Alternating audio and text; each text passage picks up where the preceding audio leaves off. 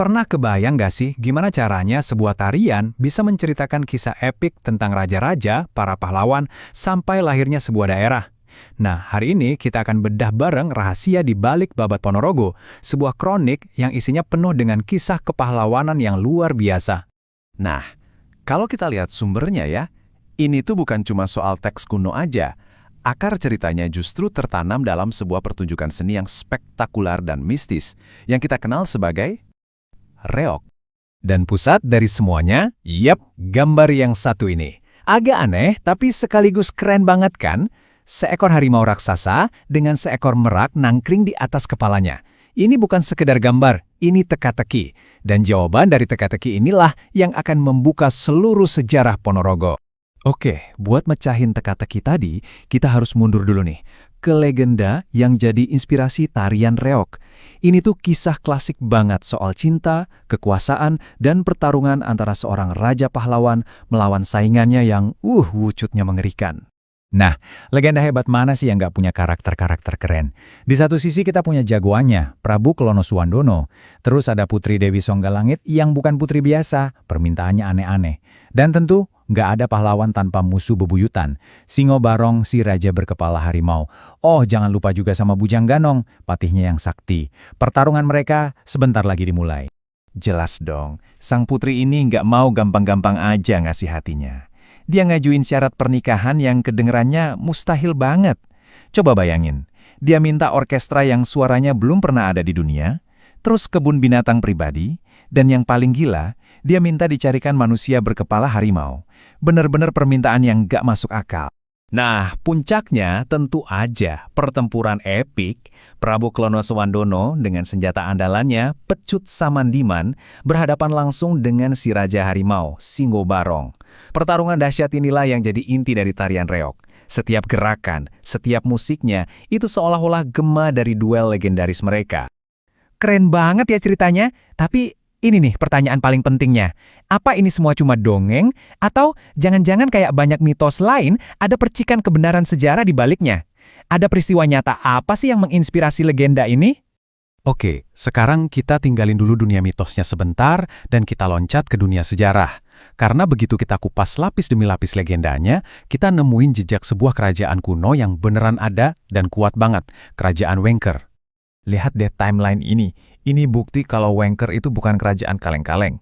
Selama berabad-abad, mereka ini kekuatan yang independen dan sering banget memberontak. Mereka ikut ngeruntuhin kerajaan lain, bahkan butuh perang bertahun-tahun buat naklukin mereka. Ini kerajaan dengan semangat perlawanan yang tinggi, kekuatan yang disegani bahkan oleh Majapahit sekalipun. Bahkan dari namanya aja kita udah bisa ngerasain auranya, Wengker atau Wewengkon Kang Angker, yang artinya tempat yang keramat atau disegani. Ini jelas bukan tempat yang bisa dianggap remeh. Namanya aja udah punya aura kekuatan dan misteri. Nah, kutipan dari Babat Ponorogo ini ngasih kita sudut pandang yang, luar biasa. Buat orang luar, mereka mungkin dianggap pemberontak. Tapi buat rakyat Wengker sendiri, perlawanan mereka itu adalah tindakan patriotik. Ini perjuangan heroik buat mempertahankan tanah air mereka dari kekuasaan asing. Tapi ya namanya juga sejarah, selalu bergerak maju.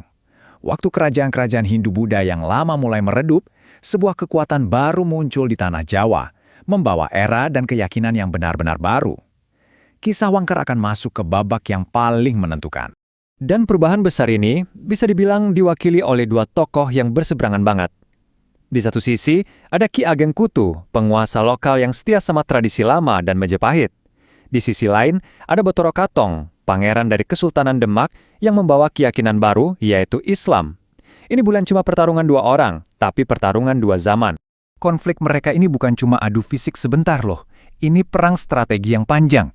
Ini bukan lagi soal siapa yang menang di medan perang, tapi soal jiwa dari wilayah itu sendiri. Apakah akan tetap di jalan yang lama, atau memeluk masa depan yang baru? Pada akhirnya, kemenangan Batoro Katong itu bukan sekedar akhir perlawanan, tapi awal dari fajar yang benar-benar baru buat Ponorogo. Dan momen krusial itu terjadi di tahun 1496. Ingat-ingat tahun ini ya, karena inilah tahun kelahiran Ponorogo yang kita kenal sekarang. Sebuah titik balik yang terukir selamanya dalam sejarah. Dan ini bukan cuma omong kosong loh, kita punya bukti fisiknya, bukti yang kuat banget. Di makam Batoro Katong, sang pendiri, ada pahatan batu yang jelas-jelas nulisin tahun 1496. Tanggal inilah yang sampai sekarang dirayain sebagai hari jadi resmi Ponorogo.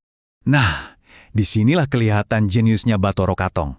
Alih-alih menghancurkan budaya lokal yang udah kuat banget, dia malah merangkulnya. Dia nggak musnahin reok, tapi dia modifikasi.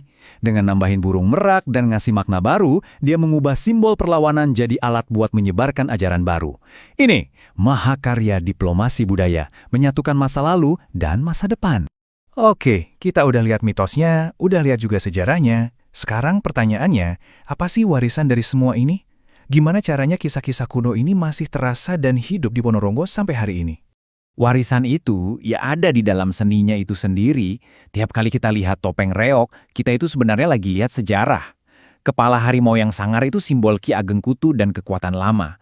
Terus merak yang indah di atasnya itu simbol kemenangan Bathara Katong dan keyakinan yang baru. Keduanya jadi satu, perpaduan sempurna dari sejarah Ponorogo. Jadi, Babat Ponorogo ini, ya, bukan sekedar buku catatan sejarah biasa. Tujuannya itu buat nurunin semangat. Kisah-kisah kepahlawanan, patriotisme, dan pengorbanan ini ditulis supaya generasi selanjutnya nggak pernah lupa sama akar mereka dan selalu punya rasa bangga dan cinta sama tanah airnya. Pada akhirnya, sumber ini kayak ngingetin kita sama pepatah Latin kuno yang relevan banget. Historia magistra vitae. Sejarah adalah guru kehidupan. Tujuan kita mengingat semua kisah ini ya buat belajar dari masa lalu, biar kita bisa membangun masa depan yang lebih baik. Kisah Ponorogo ini jadi bikin kita mikir ya, setiap daerah kan pasti punya babatnya sendiri. Nah, kalau di tempat tinggal kalian, legenda lokal apa sih yang paling ngebentuk daerah itu? Kisah pahlawan, konflik, dan perubahan apa yang tersembunyi dalam tradisi di sekitar kalian?